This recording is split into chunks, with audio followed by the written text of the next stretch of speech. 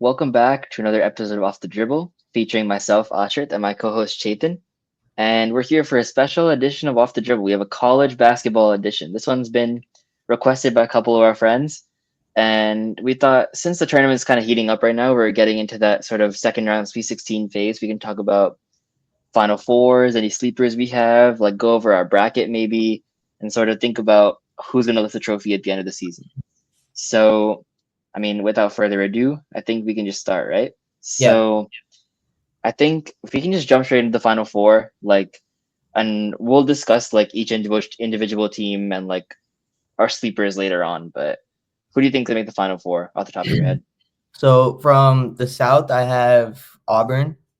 From the West, I have Maryland. From the East, it's Duke, and then from the Midwest, it's Houston. Hold on, you surprised me with the Maryland shout. Hold Yeah. on. So from the South, damn, because the issue is I have in my original bracket I had Creighton beating Auburn, Auburn, yeah, but they're but they're up right now. now they're up 7 with 4 to go. So let's Yeah. assume Auburn wins that. So if Auburn wins that, actually nah. If Auburn wins that in the South, I have Michigan State making Okay. the Final Four. In the West, I have Maryland. I mean, those who know me know I'm a Maryland guy. In the Midwest, damn, bro, because in the Midwest I had Houston, but Mhm. I low key really like Tennessee. Yeah. I also I like Tennessee as well. I'm gonna Tennessee's stick all, to Houston. yeah. I'm gonna stick to Houston's defense is arguably every single year they come into the tournament is always the number one defense in the country. So and they consistently are the best defense all the time, and that helps them so much. So I just think with that consistency of that defense, that'll get them there. yeah. And in the East I have Duke, Yeah. but I think we can just talk about Duke really quickly because I feel like that's the easiest one. Like they Yep. kind of got blessed with their region. I think like especially with results right now. Right now BYU is for context, guys. We're recording this in the middle of the night Yeah. on March 22nd. So right now BYU is up by 9. So if Wisconsin ends up coming back, I'm sorry, but right now it looks like BYU is going to win this game. Yep. So like the hardest game that Duke is going to play would be in the Elite 8 against Alabama. Alabama. Yep. And like I've been saying for the whole entire year, I'm not really that worried about Alabama. Yeah. Like I I traditionally don't like teams that are like super dependent on one player. Like if you look at a team like Auburn, who's like really reliant on Janai Broom, like essentially they go how he goes. I know today Baker Mazar is having a really good game, but Mhm. traditionally Janai Broom is going to be player of the year until like the last like 3 weeks of the season. Like he Yeah. was like carrying them on his back. Whereas a team like Duke, right, with who has Flagg, who has Knuppel, who has Kaman, who has Tyrese Proctor, like a lot of like really solid college players. Like I tend to like those teams a little more, maybe a little more adept than like a team like Alabama, who just like so Mark Sears reliant. And I don't think they have the bodies to guard Flagg, especially if Flagg is healthy. Mhm. And like even if Flagg isn't playing well, bro, they got 2 other top 10 picks on their team. Like this might be one of the best Duke teams I've seen, at least since the Zion days. Yep. And even in the Zion days, like Cam and RJ really didn't like, especially Cam didn't really live up to like the Duke mantle. Coop's on a different level than like all of them in my opinion. And like if there's anyone to replicate what Anthony Davis did or what Carmelo Anthony did, like being that freshman to put their team on their back to win the tournament, it's Coop, bro. Yeah. 100%. I think their hardest game would be Bama. I mean, the game against Baylor, I think they would win pretty comfortably. Like the only reason they would maybe have win by a close amount would be if Edgecombe had a really good game and dropped 30 and he would have to carry them on their back. But I don't see that happening. But Yeah. the team I wanted to talk about, we'll touch on Maryland in a bit, but I wanted to talk about Arkansas because they did just play today, and I have them going to the Elite Eight and then losing to you guys. So Arkansas, they played against the number 2 seed St. John's today, and first before I talk about Arkansas, I want to talk about that St. John's player Lewis Jr. That played terrible today. 3 for 17. Big East player of the year, bro. Biggest But player, just yeah. didn't show Second, up. second team All American. 3 of 17, got sad at the end of the game. I mean, like that's when is he a junior? Dude, I'm not that tapped in, but He's I a junior, think something like that. But like he's not young. yeah, he's not Yeah, he's a young. junior. He's a He junior. was he was very dominant in the regular season, and just was not like his type of game. He was missing. The only thing he could really do was make his free throws, and that's pretty surprising because college players can't make free throws for shit. So, but Arkansas, that team is pretty well rounded. They're pretty like guard heavy. They have a lot of like really good guards like DJ Wagner, Boogie Flan. Their best scorer, he was hurt today too. Like he didn't play either, and so I think they might get him back for the Sweet 16. I'm not sure. I think they would too. Yeah, I Yeah, think he would. but like, and even like their center, I forgot what his name was. Which They have one? their starting center. He's There's averaging start. 7. It's not Uh, Brazile. is it It's I? Is it I do that yeah, one? I do. He averages like 7 points a game statistically, but like past like 5 games, he was averaging like 18 a game. Like Yeah, so when he's you have balling like out. when you have like a strong team like that, plus you have a really, really experienced coach. And again, like DJ Wagner last season in Kentucky had a really poor showing like the whole season. He didn't score at all during in their game against Oakland, and he had a pretty decent game today. I like he's not a great shooter, but like his ability to get downhill really helps in college because like college like kind of rely on getting downhill and scoring in the paint more. I really like Boogie Flan, the freshman. He was committed to Kentucky, but then decommitted because Calipari went to Arkansas. I mean, he didn't have a great game, but like he's like that like 6 man that can kind of like come off and just like help the team like get a bucket when you need to. And then they also have Jamil Davis like that. They have like a sharpshooter, so they have like someone on like every single like strength of positioning. And I asked you, I was like, why are they the 10th seed? And you were like, they dropped a lot of like conference games, so that makes sense. But and they also dealt with a lot of injuries throughout like the regular season Mhm. as well. So like I feel like they can. There's a team that can make a run from that region. I think it could be them.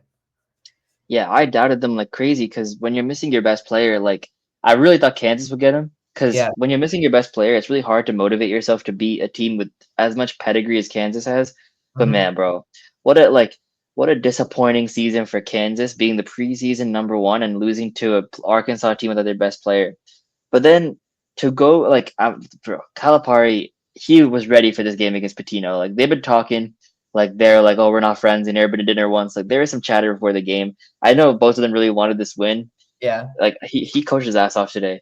Like Calipari is not really known as a tournament coach. Yep. He has gotten 3 teams to the Final Four, which is pretty impressive. But he's more known for producing NBA ready product. Like, man, we can go on and on with the NBA talent he's produced, like Shea, Devin Booker, Anthony Towns, Anthony Davis, etc. Like it's an absurd list. But he hasn't really got that elusive title in a long time. Since Anthony Davis, I don't think he's won a national championship. Yeah. I don't think. Maybe I'm wrong, but No, he it's like, hasn't. but today really showed me, bro. Because who they get next? They get Texas Tech next, Yeah. who whose best player is JT Toppin, who's like really, really, really solid center. But they have the body to compete with them. I do when they get I forgot what his name is, bro. Who's the scorer? I Uh, also don't know his name either, but like I know it's he had. Adu Tiero. Oh I didn't yeah. say pronounce his name. He's gonna be a body. They have Ivicic who's gonna be a body too. He fouled out today, but he'll be back. Like there are players that can stay in front of Toppin and make life hard for him, and then make life hard for the other Texas Tech players as well. So I like the pick. That's only a really bold pick to me, putting in the Elite Eight before the tournament started. Yeah, no, because I saw the roster and I was like, and then I was just reading about them. I was like, all right, they've been injured like the whole time. I was like, DJ Wagner like hasn't had a bad season. He's had like a pretty good season. Like he's been starting the whole time. And I was like, okay, Mhm. like, and then after they beat like Kansas without their best player, I was like, all right, when their best player was hurt, I was like, okay, like it's gonna be wraps. But then like when they beat Kansas, I was like, all right. Then I was like, damn, they gotta play St. John's. And then in the beginning, first half, I was like, all right, like RJ Lewis Jr. is like he was like 3 for 10 in the first half. I was like, okay, and they were up 3, and I was like, all right, at that point, I mean, like they could make a run until they get to like the Elite Eight. So that's kind of like right where I stopped them. True. And I mean, I guess we're gonna talk about Florida as like a secondary pick now, which is crazy because like I picked Maryland obviously because I go to Maryland. I picked Like, Maryland. Yeah, I think like my influence is probably biased by you. Not gonna lie. because let's talk about Florida because I think if I was to look at this from an unbiased perspective, I think Florida's the second best team in the tournament. I Yeah. think they played like it all season. Like I'm still like me and this is one thing where me and Jake are in unison, and I don't understand how Auburn could possibly be seeded over them when they beat them, and Auburn had 3 losses in a row, and Florida won the SEC championship. Doesn't make any sense. But like Florida, in my opinion, should be the number 2 overall seed. Like Yep. they Walter Clayton is a demon. He's Like so sturdy, bro. I don't really understand where this came from because he was pretty solid last season, but this season he's taken such an elevation in his 3-point shooting, and his overall floor game is so fun to watch. Like against Norfolk State, he looked like he wasn't even trying, bro. He just pulled up for three like 9 times in the first half, just out of like spite. He pulled up on like whenever he sees a defender coming next to him, he pulls up and just draws a foul. He had a crazy N1. And that's not even the best part about their team. They have Will Richards, who's a really, really good shooting guard. They have bodies all over the front. Like they're Yo, like Elijah Martin. they go 10 deep as a college team. And That's like that's where like the Maryland fan in me gets really scared because when you look at Maryland, like we're probably the least deep team in the tournament. We're so really really reliant on our starting five, and our starting five, if they don't really perform well, we don't win. So like I was interested to see why you picked Maryland over Florida. We can discuss both of them at the same time because they're probably gonna meet in the Sweet 16. yeah. No, my main reason I picked Maryland was like bias. I also I know Florida is like apart from Duke and Auburn, probably like top 2 or 3 seed in the tourney going into it.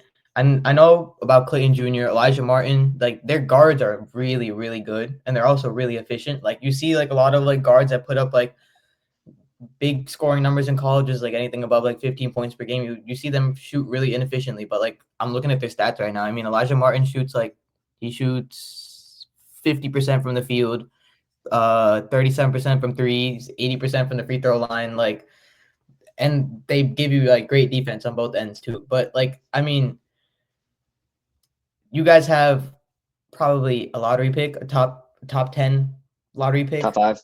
Top 5, yeah. Like you could probably like 5 or 6, you could put him there. So like just with that, like I think when you have like a player that good like that, and you also said it today. Like I also texted you too. I was like, you're starting five. I was talking about Colorado State versus you guys. I was like, Colorado State has a pretty like sleeper team. Like they have like pretty good players, but like your starting five like overall like it's just so much better. Like 1 through 5.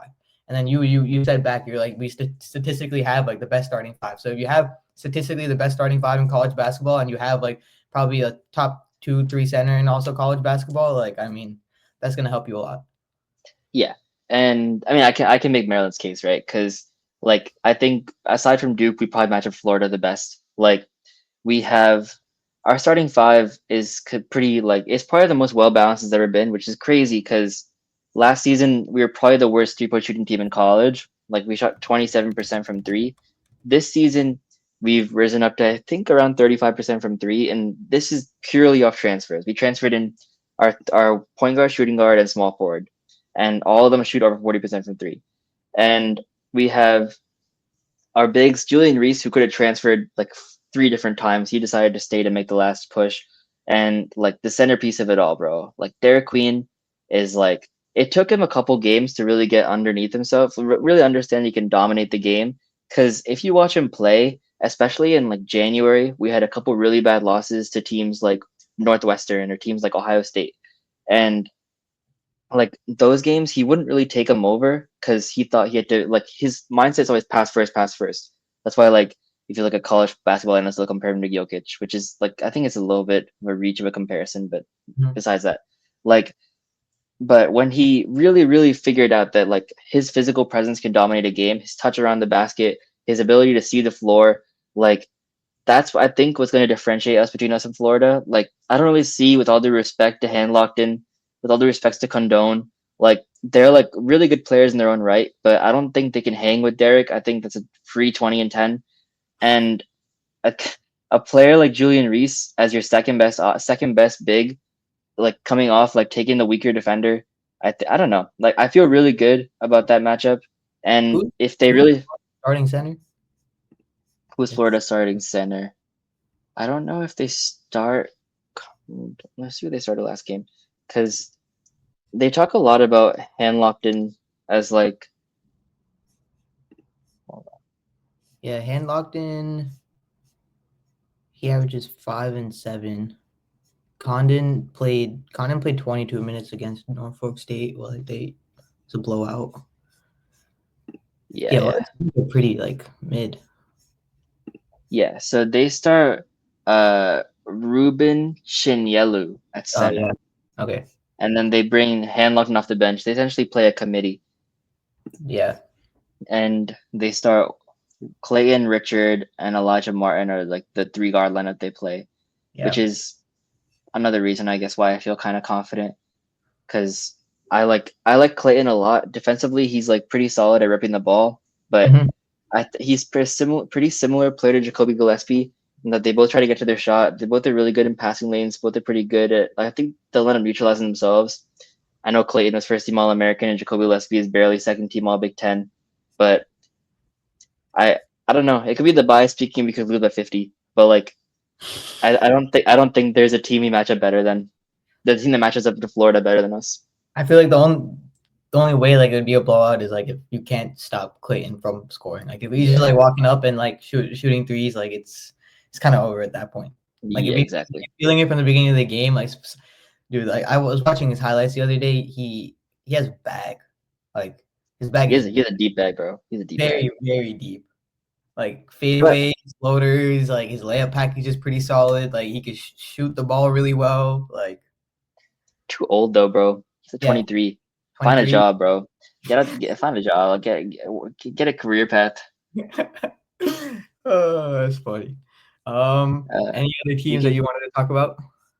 in that region. No, we don't gotta talk about UConn, bro. Yeah, Let's we don't move have to on. talk about UConn.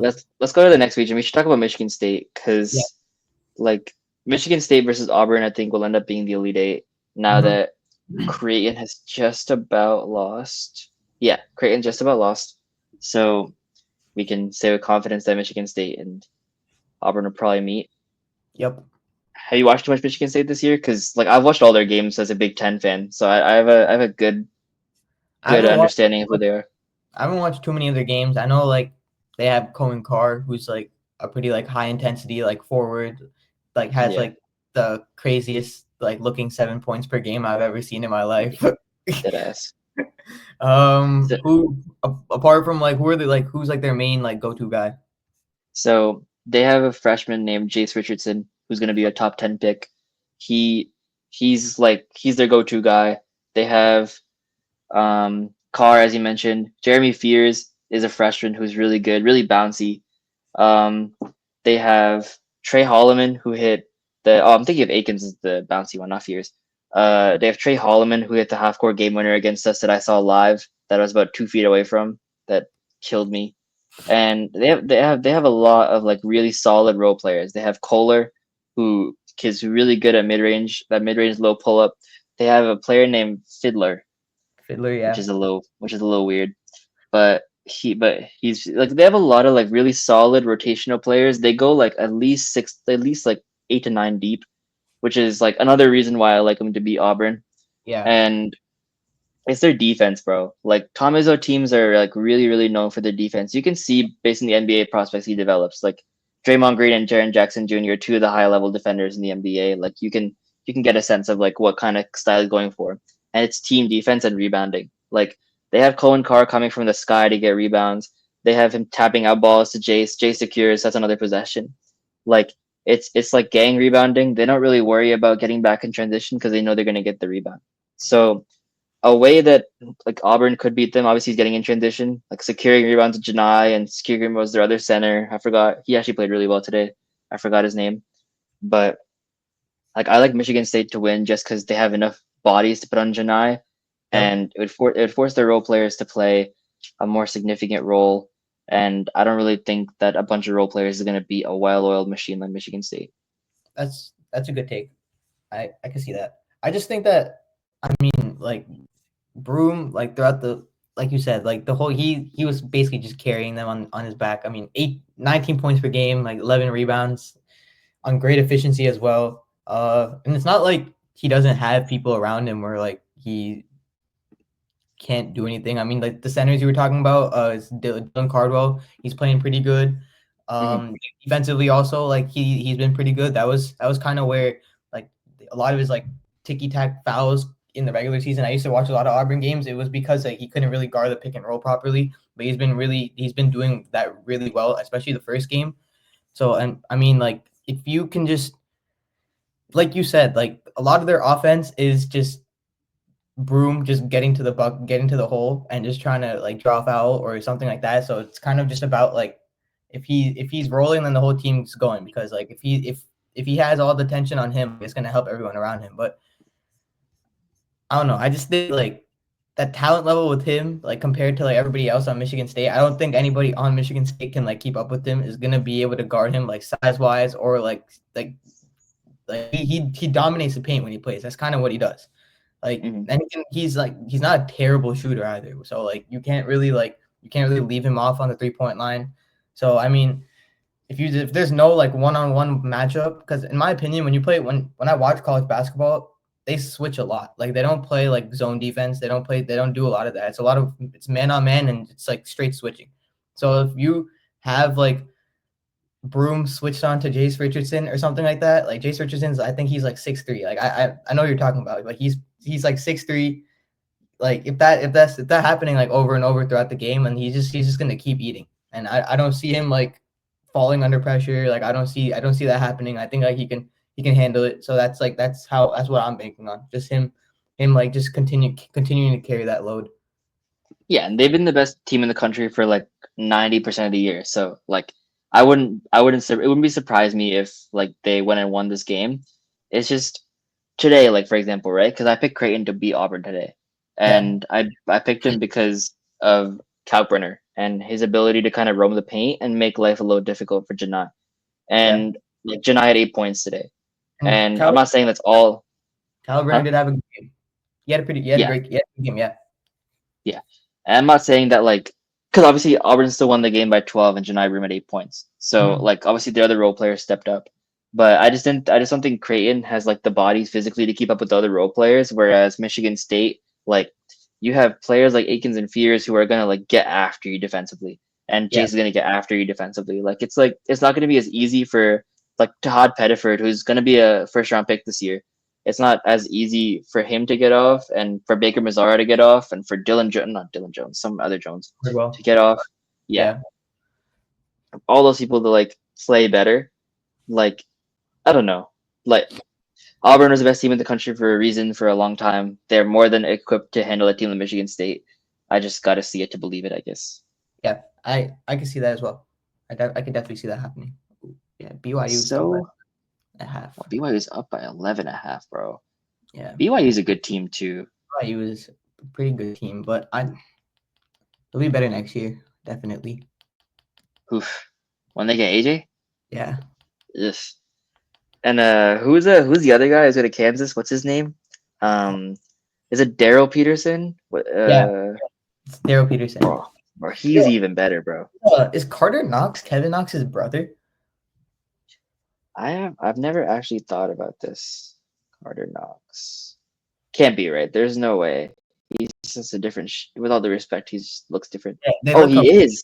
Yeah, wait. I saw because I was watching the game with Sachin today, one of our friends, and he was like, "Yo, Carter Knox is Kevin Knox's brother." I was like, "Yo, they look nothing alike." Yeah, that's crazy. Yeah, I didn't even mention him when I was talking about Arkansas. Like that, he's like their starting forward. Dude, he plays immaculate defense. It's like absolutely beautiful to watch. Yeah, it's crazy. He's a freshman, right? He is. Yeah, you think is he gonna get drafted this year? I haven't seen him in too many mocks. Let's see what the draft nets are saying. They're saying he's gonna get drafted next year. Next year? Okay. That's understandable. He's like 19 or 20, so that's fine. Yeah. Yeah. So you got any sleepers besides the ones we've discussed? Tennessee, like I like Tennessee a lot, but getting past that Houston defense, that's gonna be hard. Like if you watch Houston play like every game, it's like their defense, like it's like all five of them they move in sync, bro. Like their rotations are always spot on. They don't foul too much. They play really aggressively, and playing aggressively and not fouling at the same time is really hard to do. That's a lot. That's a lot of enthusiasm to the coach, because that's like your coach disciplining you to like not to keep your hands up and not like reach in, which a lot of players don't do. So I feel like that defensive unit, it's going to be really hard for a team like Tennessee to get by. But if there is a team that I am sleeping on, it would be Tennessee probably. If you want to watch a team, bro, Illinois for sure. Yeah. Because Also, like yeah. I I don't like them. Like I just like the way they play. And not the way they play. I actually like the way they play. I don't like them because Siobhan goes there. But like Yakachonis, bro, like to start the season, like right before conference play started, he was on a tear, bro. He was making a case that he was going to be picked higher than Ace Bailey, Yeah. and like he kind of slowed down after that. It's kind of been a bit rough. Kind of like starting with the Maryland game, he had a really poor game against us, and um, both times actually, yeah, he didn't really play too well both times. But like last game against Xavier, he almost had a triple double. Poor efficiency, but like 16, 10, and 9 in college is still pretty impressive. And like they have Ivicic, their center, who's a really, really solid rebounder. Get to the low block, score a lot. They have Will Riley, who I find a little annoying, but like he can still put up buckets. Like they just shoot the shit out of the ball, and like when it goes in, like it's low key, like it's wraps. Like when they start making their threes, it's case. And Yeah. like can like the tournament is meant for teams like UIUC who can like get super super hot at the right time. I think they play today against Kentucky or tomorrow. They They play play. tomorrow. They play tomorrow against Kentucky. So Yeah. I mean that's gonna be a good litmus test for them because Kentucky is just like a better team. So Yeah. if they can get hot against them and find their way to play the winner of Tennessee UCLA, then like we'll see. But I think that's a pretty interesting sleeper watching UIUC play. And like going back to Tennessee for me, like they're both their guards, man. Both their guards are just like really, really dynamic. Like Bro, Zakai Xavier I and can't take the short dude seriously, bro. The one with the It's braids. Zakai. Zakai, yeah. Zakai. Chaz Lanier. Oh my god, He's raw. he's so dirty. Like he Yeah. averages 18 a game, 4 rebounds. He shoots 40% from three. Oh, like I mean, it is his fifth. He's a fifth year. It's his fifth year, but like still, like who cares? You have like 24-year-olds playing in college, so it's whatever. But they both of They, them can get going because they're both really good shooters too. But so both of yeah. them can get going. I mean, I could see them making a run for the final 400%. Because if Yeah. you watch Houston play, they give up a lot of open 3-pointers, which like is not terrible in college because like I said before, college players can't shoot, especially under pressure in the tournament. Like if you see players shoot in the tournament, they only certain players can like make shots coming off the catch or with the person running at them contested or like with the shot clock running down. So I mean, if Chaz and Zakai both like can get their shot going, that's gonna be really tough for Houston to guard because like that's the one thing that they don't guard well is 3-point shooting. So who you got? I have Duke winning it all. You got any reason? I think Cooper, like you said, I think he's just that dynamic of a player. I think he has the motor, the skills, the energy to just like carry a team. And I mean, that team again, like the team around him is very like it's an experienced team. They have like players like Kamal, you have like Knuppel, you have Tyrese Proctor, I've been pretty high on for the past 2 years. Like you have an experienced team, and then you have like a one really young star. Like I think that like you said, apart from that Zion team and that team that won the national championship, like I can't really think of another Duke team that's like more fit to like win like March Madness. That's a good take. It's probably the most reasonable take.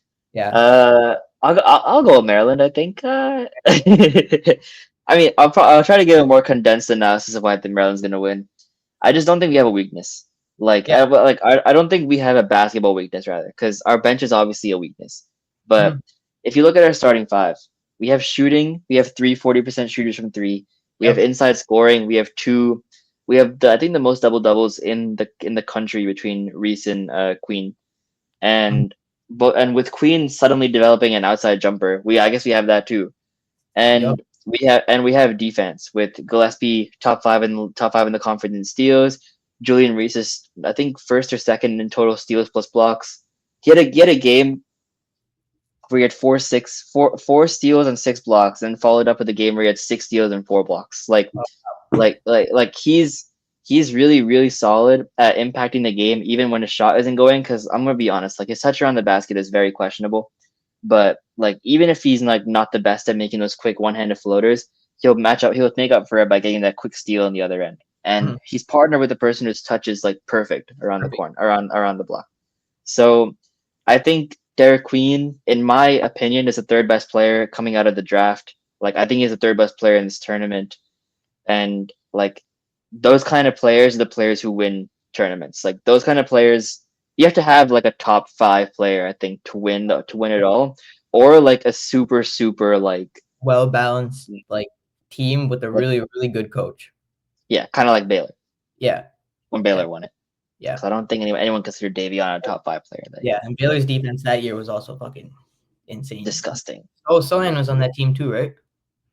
Yeah, he was. I forgot about that. It was that was Davion and Gerard Butler, right? Yeah, Gerard Butler too. He was Yeah, their best player, probably. Like their yeah. best scorer. Best scorer, and then Davion would just come with the clamps. They beat Zaga, right? They beat Zach. Yeah, yeah. That was a good win for them. They actually they beat them by like 14 or 15 in the championship game. They beat them pretty Yeah, like a lot. Wasn't that good of a game, but yeah, that's a good take by you. I can, if Maryland, they just got to make it past Florida. Honestly, yeah. like Bro, all they that. could lose tomorrow for all we know. But like, Yeah, because March it's March Madness, like we're yeah, saying like it's gonna happen, but like we've seen a lot of things happen, so you never know. yeah. Colorado State could go on a run. Who knows? Zaga went on 8-0 run to close the half just now. Yeah, so it They're is. down by they're down by 8. They're down by 8 still, but they were down big before. But yeah, they were down 13 last time I checked. So Yeah, real quick, we are an NBA podcast. So let's start. We can discuss a couple if you would like. We can discuss a couple prospects. We already discussed Coop and Derik. Uh, I I think think the one that's I think we could touch on VJ Edgecombe because I don't think he's like talk. I mean, people probably do know who he is, but I don't think he's like talked about enough as like a prospect. I think he's a really interesting prospect. what do you want to talk about him?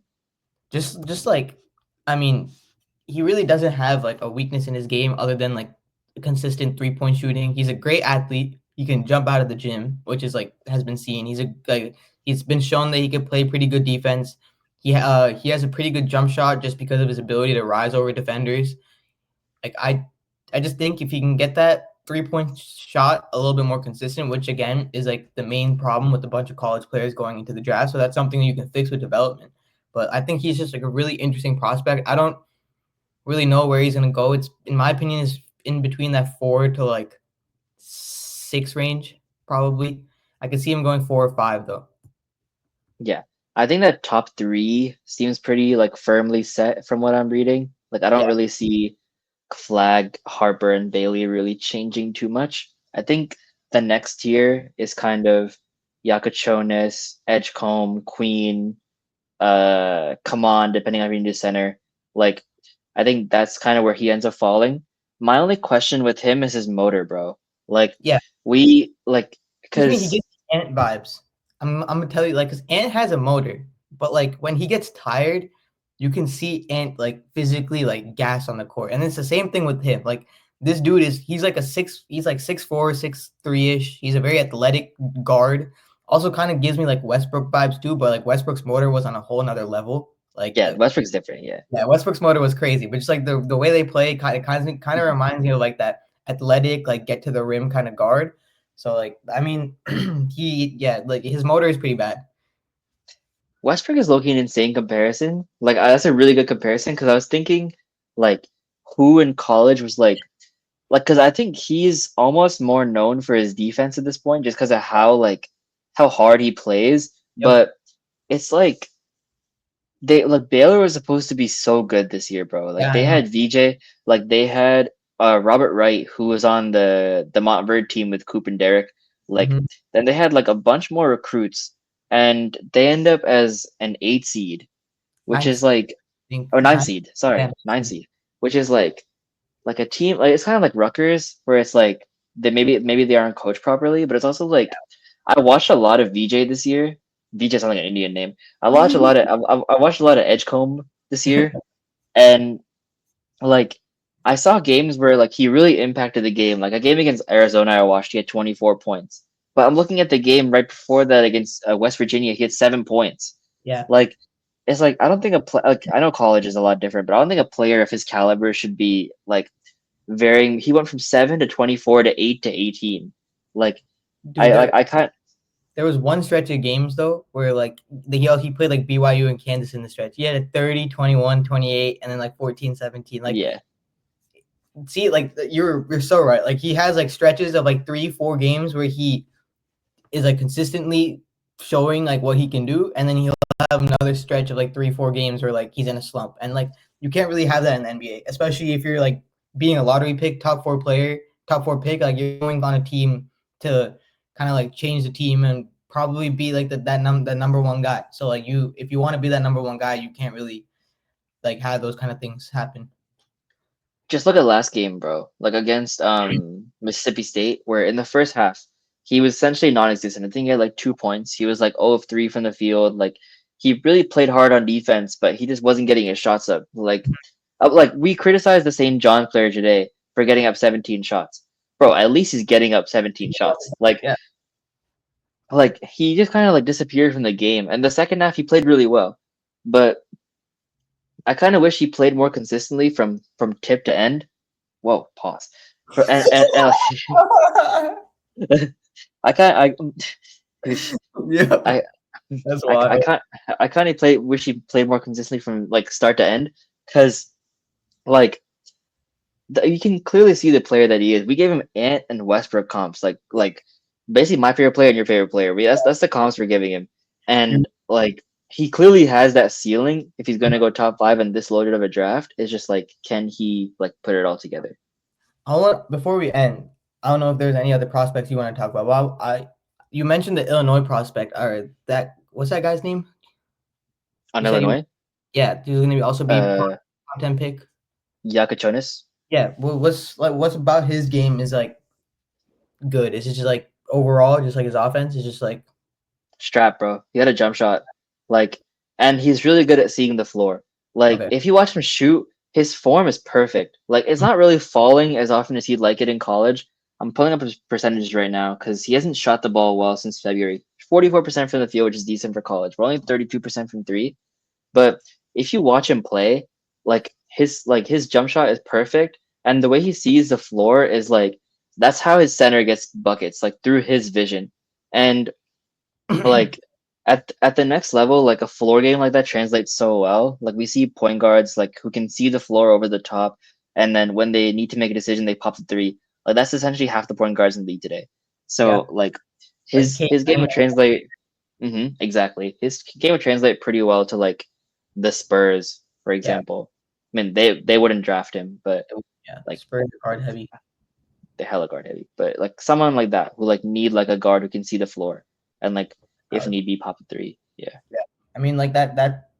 Yeah, the league is moving away from those like shorter, stockier, like 6'2", 6'3" kind of guards. So I feel like point guard, shooting guards like is fine. Like if you're like 6'3", 6'4", as long as you can put the ball in the like hoop. But if you're a point guard, like I think nowadays you want a taller guard just because like everybody else on the court too is tall as fuck as well. Like you have teams like the Cavs that are running 2 7-footers and one of them's wingspan is probably like close to fucking like 15 feet. Like yeah. Like it's like crazy. You had the Wolves last year also running 2 7-footers. You have a lot of teams like the Grizzlies running Jaren Jackson Jr. and Zach Edey together. So you need a guard that can see the whole floor. So like I think like that's a good reason why he's probably top 10 as well. And I mean having a strap in college like that'll always help you because a majority of players like their shooting ability in high school doesn't translate to college. So like having a strap in college like puts you ahead of people a lot. Anybody else wanted to talk about? I'm trying to think of anyone we like forgot about. We didn't really talk about UConn that much. I don't think we have to. Yeah. Like, I think they're gonna get routed by Florida. Like, I like seeing like Dan Hurley teams in the tournament just because you never know what's gonna happen. They just had a terrible year. I don't think like now is the time that like anything changes. Yeah. Shout out Liam McNeely though. He's gonna go high in the draft. He's a super high prospect. Played alongside. He's also on the Montverde team. That Montverde team better than Caden, bro. Like I don't care. Like that Coop, Derik Queen, McNeely, Robert Wright, Asa Noel. I think that D'Lo team was probably the best Montford team, bro. They had who was on the team other than D'Lo and Ben Simmons. They also had like three other like NBA players on the team as well. And like that's like Ben Simmons when like he was getting compared to like, oh my god, like this is the next LeBron type shit. Like Yeah, that's like yeah, that kind of Ben Simmons. Like nobody talks about that team either. yeah. That team's raw too, bro. Montford has had three like absurd teams. They're crazy. They just produce NBA. It's a feeder school basically, just like for NBA Yeah, prospects. yeah. In Florida, bro. Go watch your games. Yeah, facts. But anything else you want to talk about? No, any NBA you wanted to touch on at all? I don't think we Thunder really. got the one. Thunder Yeah, got the one seed. got the 1 seed. The Warriors did lose today, so now the Wolves are only a half game back from the 6 seed. Oh, Yeah, let's go. nice. The But Cavs lost 4 times in a row. yeah, that's. I mean, who gives a fuck about the NBA right now? I mean, I'll probably start Yeah, caring about it more. I mean, there's actually only like 10 games left in the season. yeah, yeah. It's like 2.5 weeks probably. 12 games left for the Thunder, so Yeah, 11 games left 11 probably games. for most teams. Yeah, Yeah, 11, the Wolves have 11 games left, 10 games after tomorrow. So yeah, 2.5 weeks left, and then playoff, and you have to play in playoffs. So that's when shit starts getting even more interesting. yeah. I'm really excited for the playoffs this year, though. It's gonna be super balanced, bro. Especially the team like the Timberwolves are in the 8 seed. Like, Yeah, like, but and then like you have like teams like the Rockets in the 2 seed or like the Grizzlies. Like those two teams haven't been playing their best basketball towards the end of the season. The Grizzlies just lost a key bench player in Brandon Clark. Like I mean that he's really good for them coming off the bench. He's out for the season. yeah. So, like they've been on a downslope. So I mean you could see I could see the Warriors making a run low key.